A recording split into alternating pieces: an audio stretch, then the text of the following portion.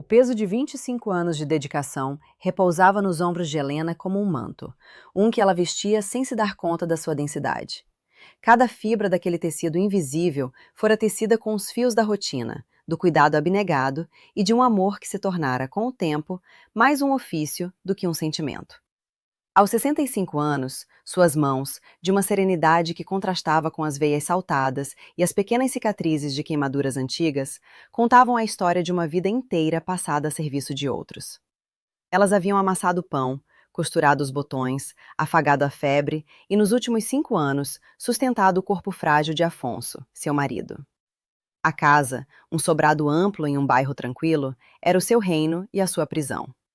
Cada objeto ali continha uma camada de sua poeira, de seu toque.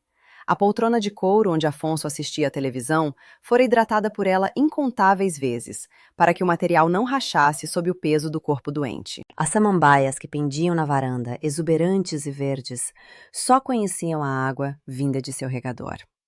Helena se movimentava por aqueles cômodos como uma figura etérea, uma presença tão constante e funcional que se tornara invisível para os olhos de quem realmente importava, os filhos de Afonso. Marcos e Rogério, hoje homens feitos de 42 e 39 anos, haviam entrado em sua vida como dois adolescentes arredios, desconfiados da mulher que ocupava o lugar da mãe falecida. Helena, com a paciência que a vida no campo lhe ensinara, tentou construir pontes. Cozinhava seus pratos favoritos, passava suas camisas para os primeiros encontros, ouvia em silêncio suas queixas sobre a faculdade. Mas as pontes que ela construía com as mãos eram dinamitadas pelo desprezo silencioso que emanava deles. Para eles, ela era a intrusa, a peça que não se encaixava na fotografia da família perfeita que a morte havia roubado. Nos últimos anos, com a doença degenerativa de Afonso se agravando, a dinâmica da casa se alterou. O desprezo dos enteados se converteu em uma indiferença calculada. Eles visitavam o pai em horários programados, traziam flores que pareciam de plástico e faziam perguntas sobre a saúde dele que soavam ensaiadas. Nunca perguntavam por Helena. Nunca notavam o cansaço em seus olhos ou a curva descendente em seus ombros. Ela era a enfermeira, a cuidadora, a funcionária não remunerada de uma vida que se esvaía. E ela, em sua devoção cega a Afonso, aceitava o papel. Afonso, em seus momentos de lucidez, parecia perceber a injustiça. "Helena, minha querida", ele dizia, sua voz um sussurro rouco. "Esta casa é sua. Eles não podem tirar isso de você. Você cuidou dela, cuidou de mim. Você é a alma deste lugar." E Helena acreditava, porque o amor, mesmo quando se transforma em ofício, precisa de uma promessa para se sustentar. Acreditava que a decência humana, em algum momento, se sobreporia à ganância. Os almoços de domingo, antes celebrações ruidosas, haviam se tornado eventos melancólicos. As massas artesanais de Helena, uma herança de sua avó italiana, continuavam a ser o ponto alto. O cheiro do molho de tomate fresco, cozinhando lentamente por horas, impregnava a casa. Os ravioles de espinafre com ricota, os nhoques que derretiam na boca, o talharim cortado à faca. Afonso comia com os olhos, já que o corpo mal aceitava o alimento.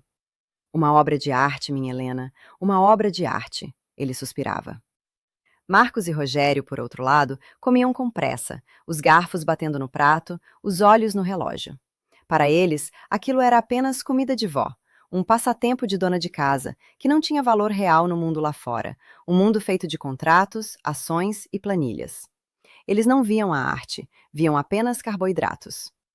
O dia do funeral de Afonso foi um borrão de formalidades frias. Helena, envolta em um vestido preto que lhe parecia emprestado, recebeu os pêsames de pessoas que mal conhecia. Marcos e Rogério, em seus ternos bem cortados, representavam o papel de filhos enlutados com uma perfeição teatral.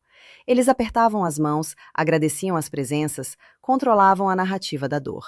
Helena, a verdadeira viúva, a mulher que havia perdido o companheiro de 25 anos, era uma figurante em sua própria tragédia. Ela se sentia como um dos vasos de flores, decorativa e silenciosa.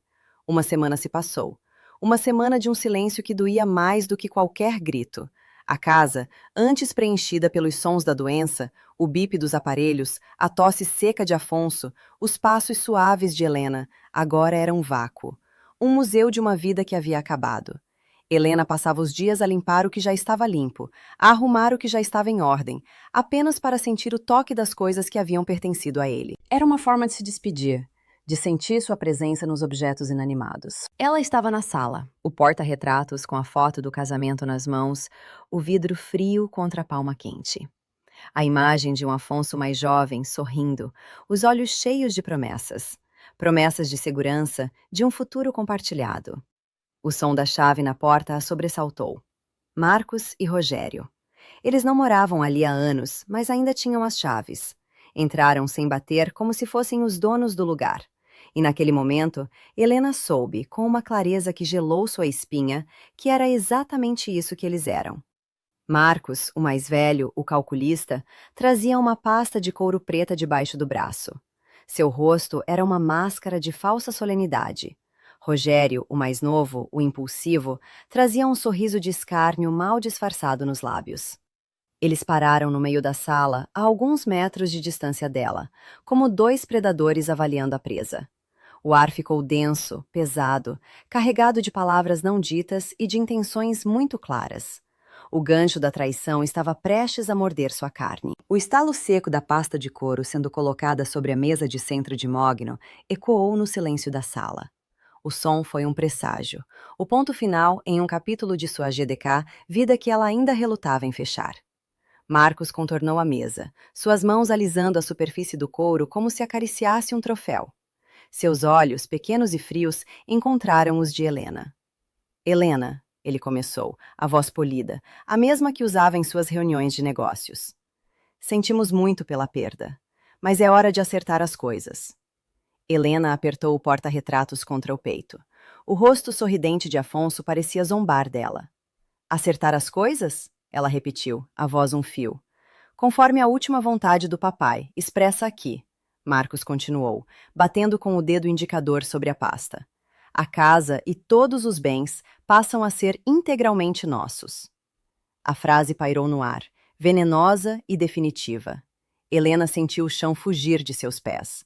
O mundo pareceu inclinar-se em um ângulo perigoso. Como assim? Ela conseguiu dizer, a voz trêmula, rasgando o véu da incredulidade. Afonso. Afonso me garantiu em vida que eu teria esta casa, que eu estaria segura aqui para sempre. Este era o nosso lar. A palavra nosso saiu com a força de uma súplica, a última tentativa de se agarrar a uma verdade que se desfazia. Foi Rogério quem respondeu, e sua voz era o puro veneno do desprezo. Garantias verbais não pagam as contas, não é mesmo? Ele disse, com um sorriso de escárnio que repuxava o canto de seus lábios. Ele se aproximou, pegou um documento da pasta e o desdobrou com um gesto teatral. O que vale é o que está assinado.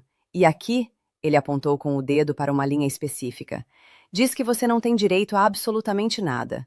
Você foi uma ótima enfermeira, mas a herança é uma questão de sangue. A palavra sangue a atingiu como um tapa. Ela olhou para o papel, para a assinatura no final da página. Era o nome de Afonso, mas os traços estavam errados, tremidos, hesitantes, de uma forma que não condizia com a caligrafia dele, mesmo nos seus piores dias. A doença havia enfraquecido seu corpo, mas não sua mão firme, seu orgulho de homem que assinava o próprio nome com clareza. Essa assinatura, ela sussurrou, mais para si mesma do que para eles. Não parece a dele. Marco soltou uma risada, um som seco, cruel, sem humor, o som de metal raspando em pedra. Você vai questionar um documento legal? Um testamento registrado? Quem você acha que um juiz ouviria? A viúva? Ele cuspiu a palavra. Ou os filhos legítimos? Seja razoável, Helena, pelo amor de Deus. Seja razoável, ele disse. A frase era um absurdo, uma bofetada de ironia. Depois de 25 anos de dedicação, de noites em claro, de refeições servidas, de uma vida inteira de razoabilidade, era isso que eles pediam. Que ela fosse razoável e aceitasse a própria aniquilação. Nós, na nossa infinita bondade, Marcos continuou, assumindo novamente o tom de negociador, damos a você 24 horas para recolher seus pertences pessoais e desocupar o imóvel. Considere um gesto de generosidade, pela memória do papai. 24 horas. 240 meses de sua vida, reduzidos a 24 horas. A matemática da crueldade era implacável. Helena olhou ao redor da sala. O sofá onde ela e Afonso assistiram a tantos filmes. O tapete persa que eles compraram juntos em uma viagem. As paredes que testemunharam suas risadas e suas lágrimas. Tudo aquilo, de repente, lhe era estranho, hostil. Ela não tinha mais lugar ali. Era uma fantasma em sua própria casa. Sem dizer uma palavra, ela se levantou. Suas pernas tremiam, mas ela as forçou a se mover. Passou por eles, sentindo o cheiro do perfume caro de Marcos, uma fragrância que não combinava com o cheiro de mofo da traição.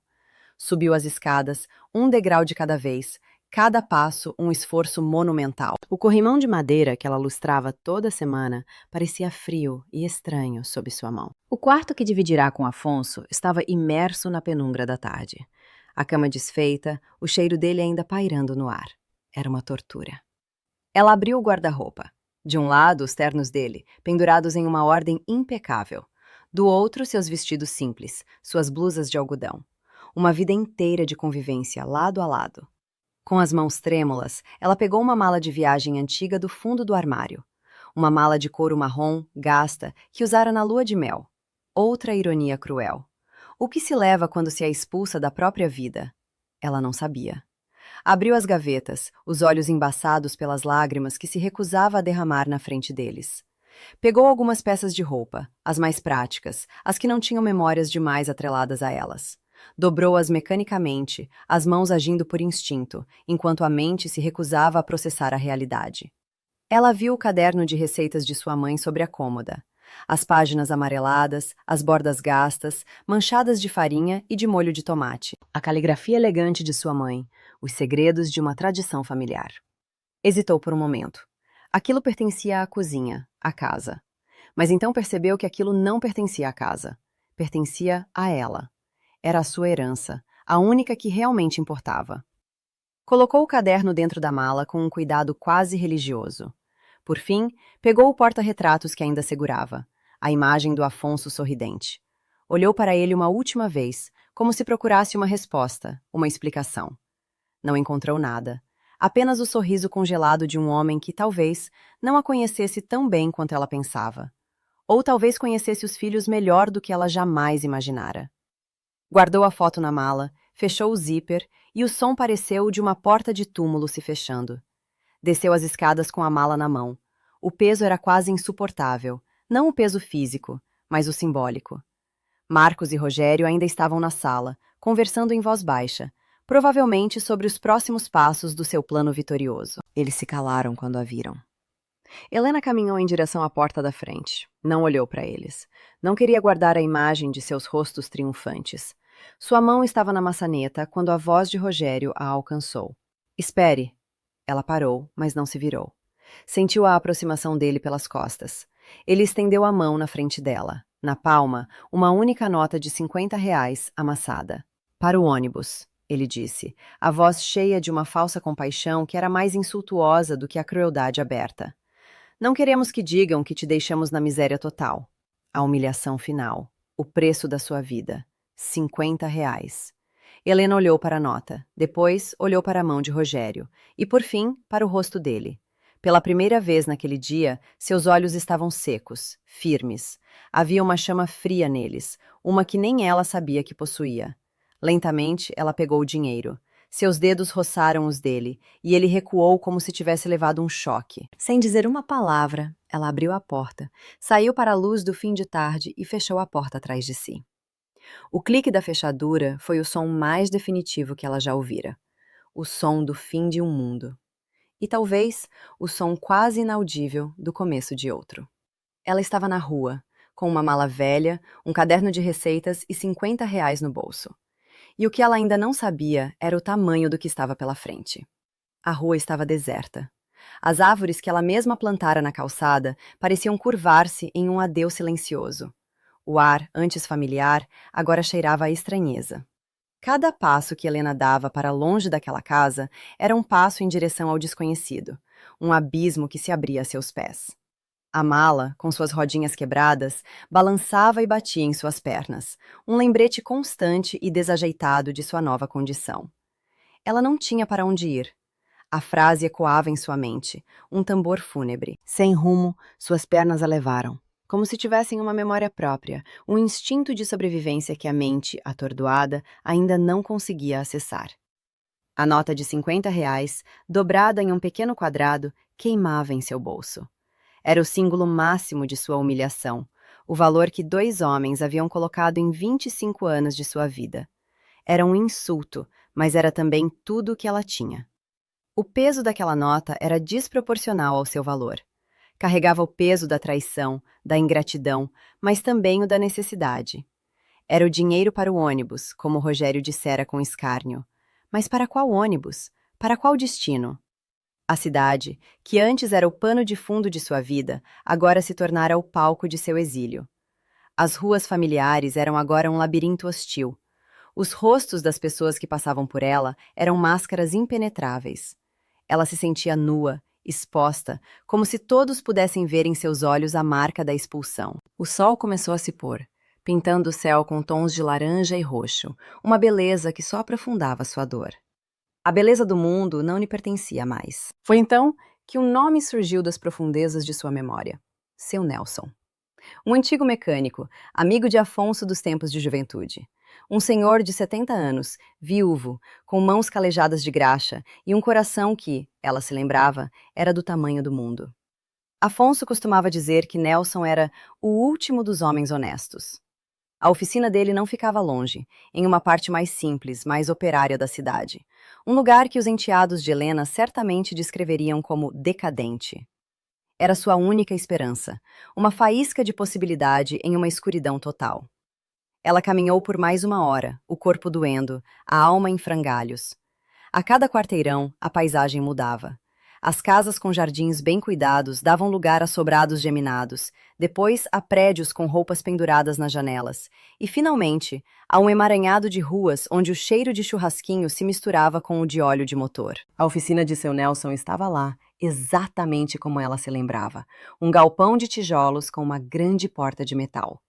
Uma luz amarelada brilhava lá dentro, e o som de uma chave de fenda caindo no chão de cimento a fez parar. Reunindo o que restava de sua coragem, ela entrou. Seu Nelson estava debruçado sobre o motor de um carro antigo, o macacão azul manchado de graxa, os cabelos brancos e ralos brilhando sob a lâmpada. Ele se virou ao ouvir o som de seus passos, os olhos semicerrados. "Pois não?" ele disse, a voz grave. "Seu Nelson?" Helena disse, a voz pouco mais que um sussurro. "Sou eu, Helena, esposa do Afonso." O rosto do velho mecânico se transformou. A expressão dura de trabalho deu lugar a uma surpresa genuína, seguida por um sorriso caloroso que iluminou suas feições cansadas. "Helena! Minha nossa, que surpresa! Entre, entre! Mas o que faz aqui a essa hora, com essa mala?" Seu sorriso morreu quando ele olhou para o rosto dela, para os olhos inchados, para a palidez de sua pele. Ele viu a história inteira antes mesmo que ela contasse. Ele a levou para um pequeno escritório nos fundos, limpou uma cadeira com um pano e a fez sentar. Ofereceu-lhe um copo de água, que ela bebeu em goles desesperados. E então, em meio aos calendários de mulher nua pregados na parede e ao cheiro persistente de graxa, Helena contou tudo.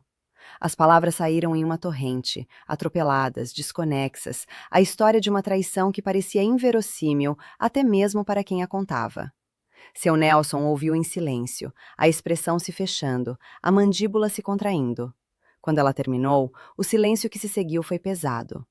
"Os filhos do Afonso?" ele finalmente disse, a voz rouca de indignação. "Aqueles 2 nunca valeram o chão que pisam. Eu vi aqueles moleques crescerem, sempre com o rei na barriga. Fazer isso com você?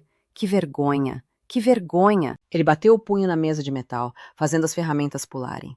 Helena apenas chorava, um choro silencioso, sem soluços, as lágrimas rolando por seu rosto e pingando em suas mãos. Eram as primeiras lágrimas que se permitia derramar desde que saíra de casa. Seu Nelson se levantou, andou de um lado para o outro no pequeno espaço, as mãos na cintura, como se procurasse uma solução no meio daquela bagunça de peças e ferramentas. "Olha, Helena." Ele parou na frente dela, os olhos gentis fixos nos dela. "Minha vida é simples, sou só eu e minhas tranqueiras. Mas nos fundos da oficina tem um casebre antigo, onde meu pai morava antes de ir para o asilo. Está em ruínas, vou ser sincero. A fiação é precária, o telhado tem goteiras e o cheiro é de mofo. Mas tem uma pia, um fogarejo de uma boca e uma cama velha. É seu, pelo tempo que precisar. Ninguém merece passar por isso. Um casebre em ruínas. A imagem era de desolação, mas para Helena, naquele momento, soou como um palácio. Era um teto. Era uma porta que se abria, a única, em um corredor de portas fechadas. Era a mão estendida de um estranho, um gesto de humanidade em um mundo que se mostrara brutalmente desumano.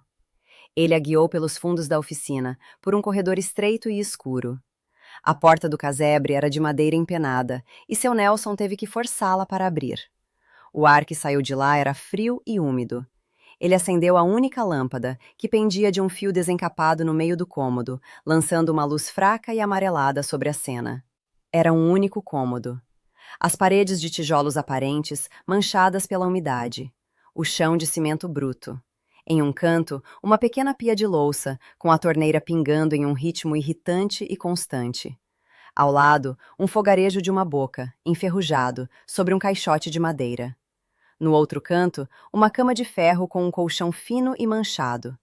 Uma única janela, com um vidro quebrado remendado com um pedaço de papelão, dava para um muro alto. Era a imagem da desolação, do abandono, do fim da linha.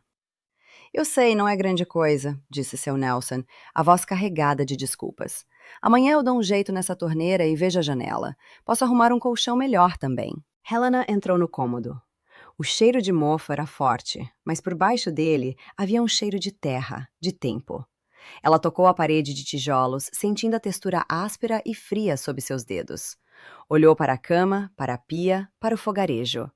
Viu a ruína, a pobreza, a decadência. Mas viu também um refúgio, um lugar onde ninguém poderia entrar sem a sua permissão. Um lugar para lamber suas feridas, para ser invisível, para se reconstruir ou para se desfazer em paz. É perfeito, Nelson, ela disse, e a sinceridade em sua voz surpreendeu a ambos. Muito obrigada, de coração. Ela colocou a mala sobre a cama. A mala de couro marrom, que vira hotéis de luxo na lua de mel, agora repousava sobre um colchão manchado em um casebre em ruínas. A vida tinha um senso de humor macabro. Seu Nelson, sem saber mais o que dizer, apenas acenou com a cabeça e se retirou, prometendo trazer um prato de comida mais tarde. A porta se fechou e Helena ficou sozinha com o som da goteira e com o zumbido da lâmpada. O segundo ato de sua vida havia começado, e o cenário era o fundo do poço. Naquela primeira noite, o sono não veio. A cama era dura, o ar era frio e cada som da rua parecia amplificado pela solidão. Helena se encolheu debaixo do cobertor fino que seu Nelson lhe trouxera, o corpo dolorido da caminhada, a mente em um turbilhão. As imagens daquele dia se repetiam em um loop cruel. O rosto de Marcos, a risada de Rogério, a nota de R$ 50. Ela fechou os olhos com força, tentando apagar as memórias, mas elas estavam gravadas em suas pálpebras. O som da goteira na pia era uma tortura chinesa, um lembrete constante de sua precariedade. Gota, gota, gota. Cada pingo parecia marcar a passagem de um tempo que não lhe pertencia mais. Ela pensou em Afonso. Teria ele sabido? Teria ele sido cúmplice daquela crueldade, mesmo que por omissão? A dúvida era um veneno que se espalhava lentamente por suas veias. Ao amanhecer, com os primeiros raios de luz se infiltrando pela janela remendada, Helena se levantou. Seu corpo parecia ter envelhecido 10 anos em uma única noite. Ela se olhou em um pedaço de espelho quebrado que encontrou pendurado na parede. A mulher que a encarava de volta era uma estranha. Os olhos fundos, a pele pálida, os cabelos em desalinho. A matriarca serena havia dado lugar a uma refugiada. Foi então que seus olhos caíram sobre a nota de R$ 50 que ela deixara sobre o caixote ao lado da cama. O insulto. O ponto de partida.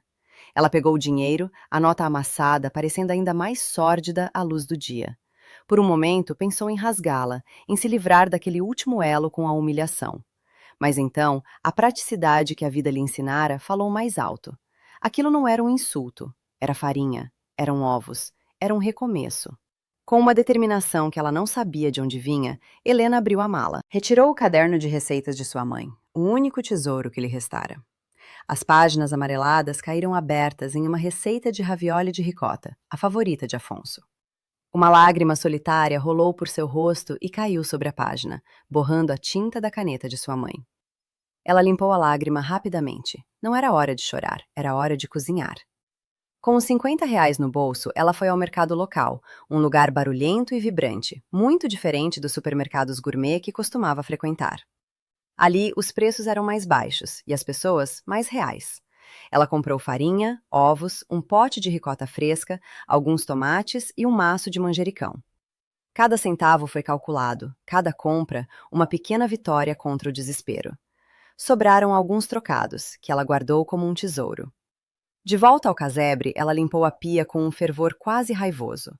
Esfregou o fogarejo enferrujado até que ele brilhasse. Improvisou uma tábua de trabalho com uma placa de madeira que encontrou nos fundos da oficina.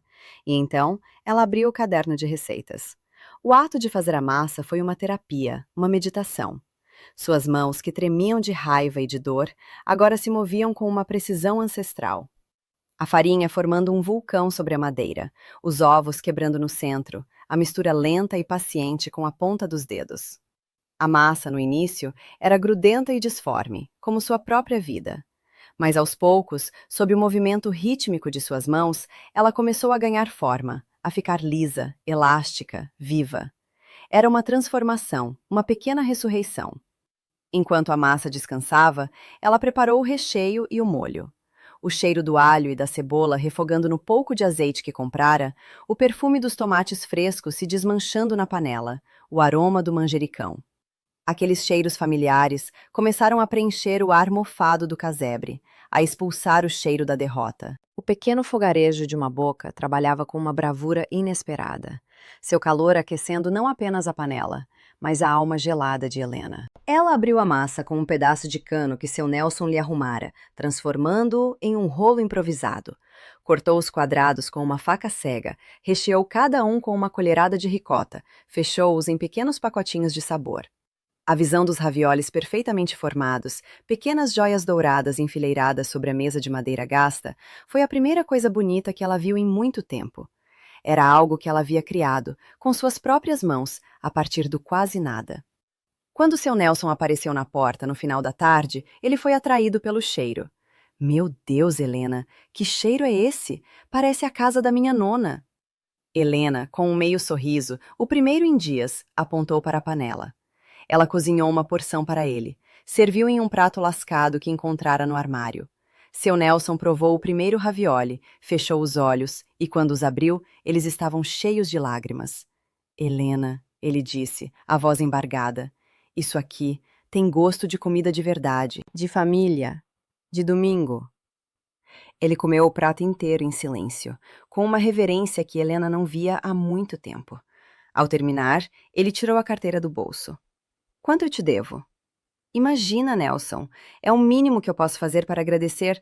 Não, senhora, ele a interrompeu, a voz firme. Trabalho tem que ser pago. E isso aqui, ele apontou para o prato vazio, é trabalho de artista. Quanto? Helena hesitou. Não sabia que preço colocar em sua arte, em sua sobrevivência. R$ 15? Ela arriscou, o valor parecendo ao mesmo tempo alto demais e baixo demais. Seu Nelson colocou uma nota de 20 em sua mão. Fique com o troco. E amanhã, faça o dobro. Vou falar com os outros mecânicos da rua. Eles vão adorar. Naquela noite, Helena comeu os raviolis que sobraram, sentada na beira da cama, no escuro.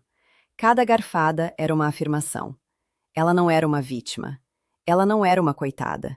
Ela era uma mulher que sabia transformar farinha e ovos em ouro. E pela primeira vez em muito tempo, ela sentiu uma fagulha de esperança. Uma esperança que tinha o gosto de ricota e manjericão. A notícia do nhoque da Dona Helena, que na verdade eram raviolis, se espalhou pela rua das oficinas como fogo em palha seca. No dia seguinte à primeira venda para seu Nelson, a curiosidade, atiçada pelo estômago, trouxe os primeiros clientes. Eram homens de mãos sujas de graxa, de rostos cansados pelo trabalho pesado, acostumados a marmitas frias e sanduíches sem gosto. A promessa de uma comida de verdade, de mãe, como seu Nelson descrevera, era irresistível. Helena, que passara a manhã cozinhando com uma ansiedade que lhe revirava o estômago, arrumou as porções em embalagens de isopor que comprara com o dinheiro da venda do dia anterior. Ela não tinha um balcão, uma placa, nada. apenas o cheiro que emanava da porta entreaberta de seu casebre. O primeiro a chegar foi um borracheiro, um homem grande e barbudo chamado Tonhão. Ele olhou para Helena, para o casebre, para a embalagem de isopor, com uma desconfiança visível. "É aqui a tal da macarronada?" ele perguntou, a voz um trovão. "São ravioles de ricota com molho de tomate fresco", Helena respondeu, a voz firme, apesar do coração acelerado. Tonhão pegou a marmita, pagou com uma nota amassada e se sentou em um caixote do lado de fora para comer. Helena o observou pela fresta da porta, roendo as unhas. A primeira garfada. A mastigação lenta. A expressão de desconfiança se desfazendo, sendo substituída por uma de surpresa e, finalmente, de puro prazer. "Ô caramba!" ele gritou para dentro. "Isso aqui tá bom mesmo! Amanhã tem de novo?"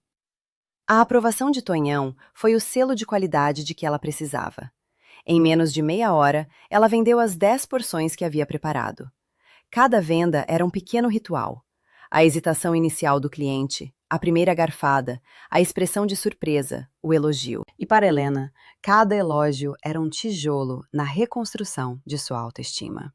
Com o dinheiro do dia, ela voltou ao mercado. Comprou mais ingredientes e também um caderno e uma caneta.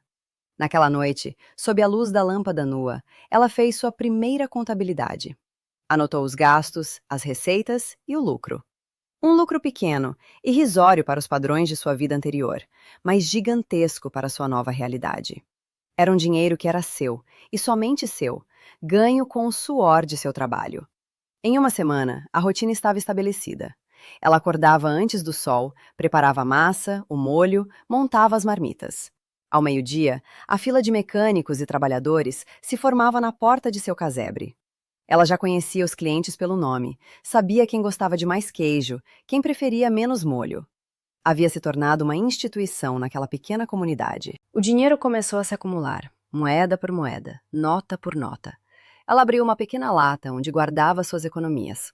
A primeira coisa que fez foi consertar a janela quebrada do casebre.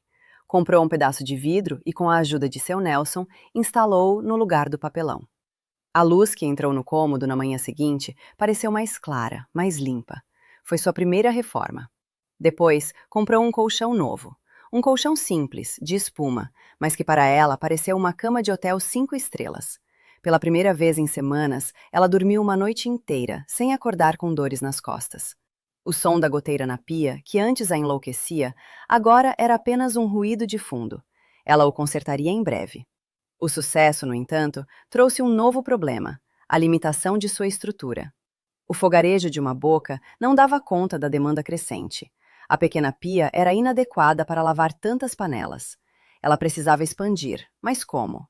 A resposta veio de uma fonte inesperada. A dona de uma pequena e charmosa pousada na região, uma mulher elegante chamada Dona Sônia, ouviu falar da fama de suas massas. Um de seus hóspedes, que tivera o carro quebrado na Rua das Oficinas, provara os ravioles de Helena e voltara para a pousada tecendo elogios rasgados. "A senhora precisa provar, é a melhor massa que já comi na vida", ele dissera. Dona Sônia, uma mulher de negócios que não deixava uma oportunidade passar, decidiu investigar. Em uma tarde, um carro de luxo parou em frente à oficina de seu Nelson, causando um pequeno alvoroço. Dela saiu uma mulher de cabelos grisalhos cortados em um estilo moderno e óculos de grife. Ela perguntou por Dona Helena das Massas. Helena, com seu avental manchado de molho, sentiu-se intimidada pela presença daquela mulher. Mas Dona Sônia tinha um sorriso amável e um olhar direto. "Dona Helena, ouvi dizer que a senhora faz milagres com farinha e ovos. Será que eu poderia provar?" Helena, nervosa, preparou uma pequena porção para ela, a melhor que já fizera. Dona Sônia comeu em silêncio, os olhos fechados, como se estivesse degustando um vinho raro. Ao terminar, ela pousou o garfo no prato e disse uma única palavra: "Divino." "Minha pousada tem um pequeno restaurante", ela continuou. "Servimos uma comida honesta, mas nada que se compare a isso. Eu gostaria de oferecer suas massas no meu cardápio. A senhora teria interesse em me fornecer, digamos, 5 quilos de massa fresca 3 vezes por semana?" 5 quilos. A quantidade a assustou. Como ela poderia produzir tanto em sua cozinha improvisada? Ela explicou suas limitações, o fogarejo de uma boca, a falta de espaço. Dona Sônia ouviu com atenção. "Entendo", ela disse. "E se nós fizéssemos um acordo? Eu adianto o pagamento do primeiro mês e a senhora usa esse dinheiro para comprar um fogão de 4 bocas e uma bancada de inox. Considere um investimento. Eu invisto na sua estrutura e a senhora investe na qualidade do meu restaurante. O que me diz? Helena ficou sem palavras. A proposta era mais do que generosa. Era um voto de confiança. Era a chance que ela precisava para dar o próximo passo. Com lágrimas nos olhos, ela aceitou. Na semana seguinte, o casebre de Helena se transformou. Um fogão novo, brilhante, foi instalado. Uma bancada de inox substituiu a tábua de madeira. Novas panelas, maiores e melhores, foram compradas. O casebre em ruínas estava se tornando, aos poucos, uma cozinha profissional. Helena agora trabalhava sem parar. Acordava às 4 da manhã para dar conta das encomendas da pousada e das marmitas dos mecânicos. O cheiro de molho de tomate se tornou o perfume oficial da rua. O som da massa sendo aberta na bancada era a trilha sonora de sua nova vida. Ela estava cansada, exausta, mas de uma forma boa. Era o cansaço de quem constrói, não o cansaço de quem apenas sobrevive. O dinheiro na lata começou a crescer mais rápido. Ela já não contava mais as moedas, mas as notas. E com cada nota que guardava, sentia-se mais forte, mais dona de si. O suor de seu trabalho estava se transformando em independência, em dignidade. Ela ainda era a mulher que fora expulsa de casa com R$ 50 no bolso, mas agora era também a dona Helena das Massas, uma microempresária em ascensão, forjada no calor do fogão e na frieza da traição. A ascensão era lenta, degrau por degrau, mas era sólida, construída sobre a base mais firme de todas, seu próprio talento e sua incrível capacidade de resiliência. Os meses se passaram em um ritmo de trabalho alucinante. A cozinha improvisada de Helena, como alguns ainda chamavam, tornara-se um ponto de referência no bairro. A parceria com a pousada de Dona Sônia era um sucesso. Os hóspedes elogiavam as massas, e a fama de Helena começava a transcender as fronteiras da Rua das Oficinas. Ela já não vendia apenas para os trabalhadores locais. Agora, pessoas de outras partes da cidade vinham em busca de seus nhoques, talharins e, principalmente, dos raviolis que iniciaram tudo. Ela contratou uma ajudante, uma jovem chamada Lúcia, para cuidar das entregas e do atendimento, enquanto ela se concentrava na produção. O casebre, antes um símbolo de desolação, agora era uma colmeia de atividade. O fogão de 4 bocas trabalhava sem cessar, e o cheiro de manjericão fresco parecia ter se impregnado nas paredes de tijolo. Helena havia até conseguido pintar o interior de um branco claro, o que dava ao pequeno espaço uma sensação de limpeza e amplitude. Ela prosperava. A lata de dinheiro fora substituída por uma conta bancária, uma conta em seu nome, algo que ela não tinha há anos. Ver seu nome ali, no cabeçalho do extrato, trazia-lhe um sentimento de poder e autonomia que era quase inebriante. Ela não precisava mais de ninguém. Ela era a sua própria provedora. Apesar do sucesso, ela continuava a mesma mulher simples. O luxo, para ela, não estava em roupas caras ou em joias, mas em poder comprar os melhores ingredientes, em ter panelas que não grudavam, em poder pagar um salário justo para Lúcia. Sua maior extravagância foi comprar uma pequena geladeira usada, o que lhe permitiu estocar melhor seus produtos e evitar o desperdício. Em um final de tarde particularmente movimentado, enquanto Helena supervisionava a embalagem de uma grande encomenda para a pousada, o destino, com sua ironia cruel, decidiu que era hora de um reencontro. Rogério, o enteado mais novo, o que lhe dera a nota de R$ 50, passava de carro pela rua. Ele estava indo para um almoço de negócios em um restaurante da moda do outro lado da cidade, mas um desvio por causa de uma obra o levara àquele bairro que ele considerava o fim do mundo. Ele dirigia seu carro importado, o vidro aberto, o som alto, sentindo-se o rei do universo. A empresa da família, sob sua brilhante gestão e a de seu irmão, estava prestes a fechar um grande contrato. A vida era boa. Foi então que ele viu a cena. Uma pequena fila de pessoas na porta de um barraco, nos fundos de uma oficina. E no centro daquela atividade, uma figura que ele demorou 1 segundo para reconhecer. Era Helena. Com um avental branco, uma touca nos cabelos, ela entregava pacotes para uma mulher elegante, que Rogério vagamente reconheceu como a dona da pousada chique da região. A incredulidade deu lugar ao desprezo. A imagem era tão patética, tão ridícula, que ele sentiu uma vontade irresistível de zombar. Era a confirmação de tudo o que ele sempre pensara sobre ela. Uma mulherzinha sem ambição, cujo único talento era cozinhar. Ele parou o carro no meio da rua, sem se importar com a buzina do carro de trás. Baixou o volume do som e, com um sorriso de superioridade, gritou, a voz alta para que todos na fila pudessem ouvir. Não acredito no que estou vendo. Virou a barraquinha da Helena?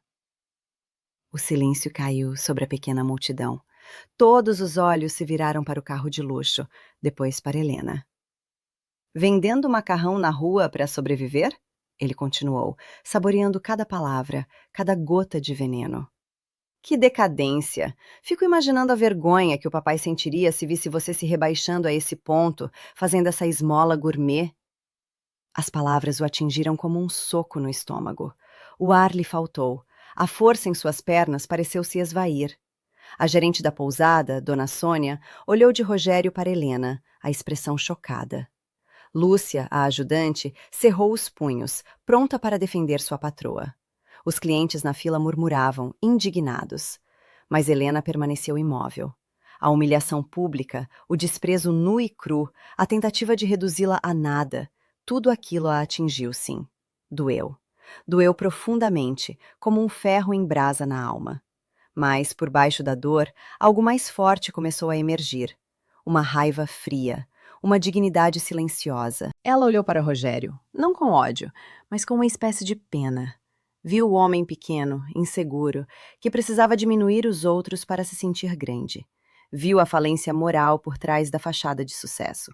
Ela não disse uma palavra, não precisava. Apertou o pacote de talharim que segurava em suas mãos, o plástico fazendo um barulho suave. Endireitou os ombros e, com uma calma que o desarmou completamente, ela apenas o encarou. Um olhar longo, profundo, que dizia tudo o que precisava ser dito. Dizia, você não tem mais poder sobre mim. Depois, lentamente, ela se virou de costas para ele e continuou sua conversa com Dona Sônia, como se ele não fosse nada mais do que um ruído irritante na rua. A que horas o senhor precisa que eu entregue amanhã? Ela perguntou, a voz firme, profissional. Rogério ficou ali, no meio da rua, o alvo de sua zombaria o ignorando completamente. A humilhação que ele tentara infligir ricocheteara e o atingira em cheio. As pessoas na fila agora o encaravam com desprezo aberto.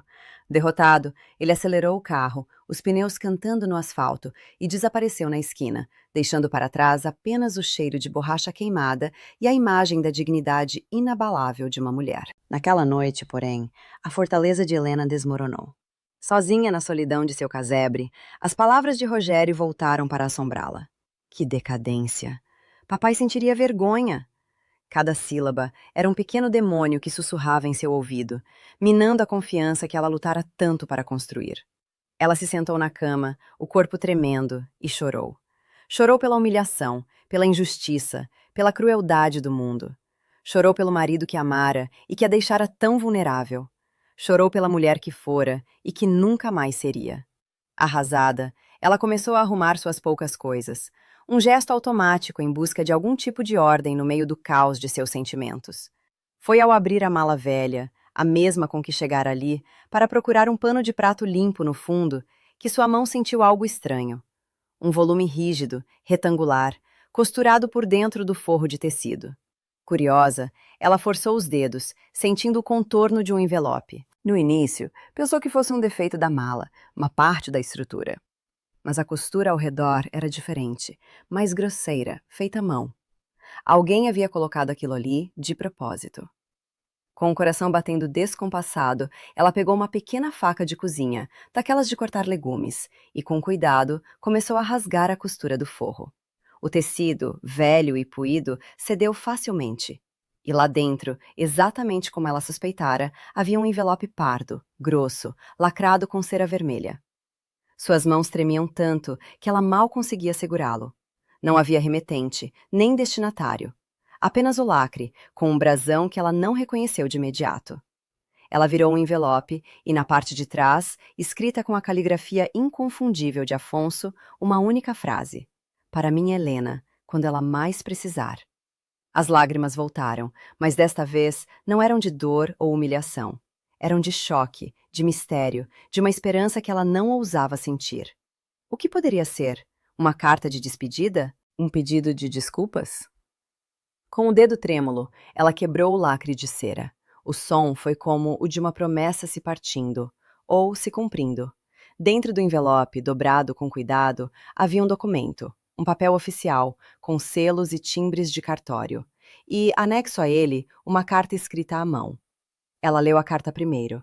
A caligrafia de Afonso, um pouco tremida pela doença, mas ainda firme, cheia de personalidade. Minha amada Helena, se você está lendo esta carta, é porque o pior aconteceu. E não me refiro à minha partida, que é certa e inevitável, mas à ganância dos meus filhos, que eu, em minha covardia, nunca soube combater. Eu os amo, são meu sangue, mas sei que o coração deles foi envenenado pelo dinheiro e pela falta de valores que eu mesmo falhei em lhes ensinar. Eu sei o que eles são capazes de fazer, e sei que, sem mim para protegê-la, você se tornaria um alvo. Por isso, tomei uma providência. Uma que eles jamais descobririam, pois nunca se dariam ao trabalho de olhar para o que consideram coisas velhas, como esta mala que lhe dei nessa lua de mel. Aos meus filhos, que nunca valorizaram o que realmente importa, deixo meus bens materiais, a casa, o dinheiro no banco, as ações. Que eles se afoguem em sua própria ganância. Mas a minha amada esposa, Helena, a mulher que me deu os anos mais felizes da minha vida e cuidou de mim em meus dias mais sombrios, deixo o meu maior tesouro, a propriedade intelectual e comercial exclusiva do caderno de receitas de sua família. Essas receitas são a sua alma, a sua história, e nas suas mãos eu sei que elas podem se tornar um império. E para que não haja dúvidas, para que a justiça dos homens não possa ser tão cega quanto o amor de um pai, deixo para você, como usufruto vitalício, o direito de morar em nossa casa até o fim de seus dias. O documento em anexo prova isso. É legal, tem firma reconhecida, e foi registrado no mesmo dia em que eles me fizeram assinar aquele testamento fajuto, que na minha fraqueza não tive forças para recusar. Perdoe minha fraqueza, minha Helena, mas não duvide do meu amor. Use isso, seja forte, floresça. Seu, para sempre, Afonso. Helena leu a carta uma, duas, três vezes. O papel ficou manchado com suas lágrimas. A dor da traição se misturava agora com a doçura daquele amor secreto, daquele cuidado póstumo. Ele não a abandonara. Ele a conhecia, ele sabia. Então, ela pegou o outro documento. Era uma cláusula de testamento secreta, com firma reconhecida e todos os selos necessários. Cada palavra era uma fortaleza legal, construída para protegê-la. O direito de morar na casa, a propriedade sobre suas receitas. O testamento que os filhos apresentaram era, na melhor das hipóteses, incompleto. Na pior, uma fraude. A expulsão fora ilegal. Ela se sentou ali, no chão frio do casebre, com a prova de sua redenção nas mãos. O desprezo de Rogério, a humilhação, tudo aquilo se tornou, de repente, o combustível final para sua virada. Ele a chamara de barraquinha da Helena. Pois bem, ele ainda não tinha visto nada. A barraquinha estava prestes a virar um castelo. Na manhã seguinte, Helena acordou uma nova mulher. A tristeza e a humilhação da noite anterior haviam sido incineradas pelo fogo da justiça e da determinação. Com o documento de Afonso em mãos, ela tinha o poder de retomar a casa, de expulsar os enteados, de lhes dar o troco na mesma moeda. E por um momento, a ideia a seduziu. A imagem de seus rostos chocados ao serem confrontados com a verdade era tentadora. Mas então, ela olhou ao redor. Para o seu fogão de 4 bocas, para sua bancada de inox, para sua pequena geladeira.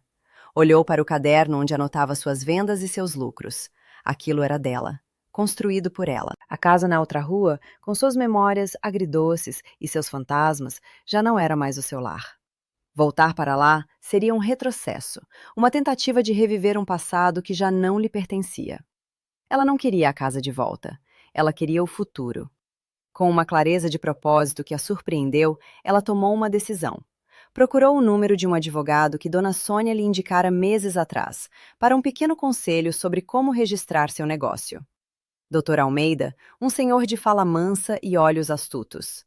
Ela marcou uma reunião e, na tarde seguinte, estava sentada em seu escritório elegante, contando-lhe toda a história, desde a expulsão até a descoberta do envelope. Ela lhe mostrou a carta de Afonso e o documento legal. Dr. Almeida leu tudo com uma atenção minuciosa, os óculos na ponta do nariz. Ao terminar, ele retirou os óculos, recostou-se na cadeira e olhou para Helena com uma admiração evidente. Minha senhora, ele disse, isto aqui é uma fortaleza. O que seus enteados fizeram foi crime de estelionato, falsidade ideológica e mais uma dúzia de coisas. Podemos processá-los, reaver a casa, pedir uma indenização por danos morais que os deixaria na rua. Eu não quero a casa, doutor, Helena disse, com uma calma que impressionou o advogado. Eu não quero voltar. O que eu quero é usar este documento, o que me dá a propriedade sobre as minhas receitas e o capital que eu juntei, para construir algo meu, algo em meu nome. E o que seria? Ele perguntou, curioso. Em frente à pousada da Dona Sônia, tem um pequeno imóvel à venda, uma lojinha antiga, fechada há anos. É pequena, mas tem uma boa localização. Eu quero comprar aquele imóvel. Quero transformá-lo na Casa de Massas Helena. O advogado sorriu. Gosto do nome. Gosto da sua atitude. Muito bem. Vamos usar este documento não como uma arma de vingança, mas como um escudo. E como uma alavanca. Vamos notificar seus enteados de que estamos cientes da fraude, mas que em troca de eles não contestarem a compra do seu novo imóvel com qualquer tipo de alegação sobre a origem do seu dinheiro, nós não levaremos o caso à polícia. Será o nosso segredo. E assim foi feito. A notificação extrajudicial caiu como uma bomba na vida de Marcos e Rogério. O pânico de serem expostos como criminosos foi maior do que a ganância. Eles rapidamente concordaram com os termos, aliviados por se livrarem de um processo criminal e, na sua arrogância, certos de que a barraquinha dela jamais se tornaria uma ameaça real. Com a questão legal resolvida e o capital que juntara arduamente, Helena deu entrada na compra do imóvel. Era um lugar pequeno e maltratado, mas ela via o potencial. As paredes descascadas seriam pintadas de um amarelo quente, como a gema dos ovos que usava. A vitrine empoeirada exibiria suas massas frescas como se fossem joias. O chão de cimento seria coberto por ladrilhos hidráulicos, dando um ar charmoso e rústico. A reforma durou meses. Helena supervisionou cada detalhe, com a mesma dedicação com que fazia suas massas. Seu Nelson ajudou com a parte elétrica e hidráulica, recusando-se a cobrar 1 centavo. Dona Sônia a apresentou a arquitetos e fornecedores. Lúcia, sua fiel ajudante, se tornou seu braço direito. A comunidade da Rua das Oficinas, seus primeiros clientes, organizaram um mutirão para ajudar na pintura. A Casa de Massas Helena não era mais apenas o seu sonho, era o sonho de todos que haviam sido tocados por sua história e por seu talento. A inauguração foi um evento na cidade. A pequena loja estava linda, cheia de charme e de cheiros maravilhosos. O cheiro de pão de fermentação natural assando, de manjericão, de molho de tomate. Helena, em um vestido novo e um avental impecável com o logotipo do seu negócio bordado, cortou a fita sob os aplausos de uma multidão de amigos e clientes. Ela era, oficialmente, uma empresária. Respeitada, admirada e, acima de tudo, livre. O negócio prosperou para além de suas expectativas mais otimistas. A Casa de Massas Helena virou um ponto turístico. Pessoas vinham de longe para provar suas criações, que agora incluíam pães, antepastos e doces italianos. Ela abriu uma segunda unidade, depois uma terceira. O nome Helena se tornou sinônimo de qualidade, de autenticidade, de uma história de superação que inspirava a todos. 1 ano se passou desde a inauguração. 1 ano de trabalho duro, de sucesso e de paz. Helena já não pensava mais em seus enteados. Eles haviam se tornado figuras distantes, notas de rodapé em sua história. Até que, em um final de tarde chuvoso, quando ela se preparava para fechar a loja principal, a campainha tocou. Era um som suave, hesitante. Lúcia já havia ido embora, e Helena foi atender, pensando ser um cliente de última hora. Ao abrir a porta, ela se deparou com 2 homens encolhidos sob a marquise, tentando se proteger da chuva. Estavam magros, as roupas gastas, os rostos abatidos. Por um segundo, ela não os reconheceu. Eram apenas 2 figuras patéticas, afogadas pela chuva e pela desgraça. Então, um deles levantou o rosto. Era Marcos. E ao lado dele, Rogério, com os olhos fixos no chão. O choque foi como um soco. O que eles faziam ali? Helena! Marcos começou, a voz um sussurro rouco, engolindo o que restava de seu orgulho. Soubemos do seu sucesso. Nós perdemos tudo. Ele contou a história que Helena já antecipara. A gestão incompetente e arrogante, os maus negócios, os empréstimos impagáveis. A grande empresa da família, construída pelo avô e mantida por Afonso, havia falido. A casa, o símbolo de seu poder, fora tomada pelo banco para quitar as dívidas. Eles estavam na rua, literalmente. Estamos na rua, disse Rogério, a voz embargada, sem coragem de encará-la. Precisamos de ajuda. Um prato de comida, um emprego, qualquer coisa. Nós imploramos seu perdão. A palavra perdão pairou no ar, pesada, carregada de história. Helena olhou para eles, para os homens que a haviam expulsado, humilhado, que haviam tentado apagar sua existência. Ela não sentiu raiva, não sentiu triunfo, sentiu apenas uma tristeza profunda pela pobreza de seus espíritos. Ela permaneceu em silêncio por um longo momento, parada na porta de seu negócio, o império que construíra a partir das ruínas que eles lhe impuseram. O cheiro quente de pão e manjericão que vinha de dentro da loja era o perfume de sua vitória, uma vitória que não precisava de alarde. Finalmente, ela respirou fundo e, com uma calma que os desarmou, uma calma que vinha de um lugar de força e de paz interior, ela respondeu. Perdão é algo divino, ela disse, a voz suave, mas firme como aço. O que eu posso oferecer é terreno. Ela fez uma pausa, deixando as palavras ecoarem na noite chuvosa. O casebre em ruínas do seu Nelson está vazio. Eu o comprei dele há alguns meses, como um investimento. Continua lá, nos fundos da oficina. Tem um teto e um fogarejo de uma boca. As goteiras foram consertadas e a fiação é nova. Ela olhou nos olhos de cada um deles, forçando-os a encontrar seu olhar. Para mim, foi o começo de tudo. Sem dizer mais nada, ela fechou a porta suavemente, deixando-os do lado de fora, na chuva, para confrontar o eco de suas próprias palavras e a imagem de seu próprio futuro. Um futuro que espelhava o passado que eles haviam cruelmente imposto a ela.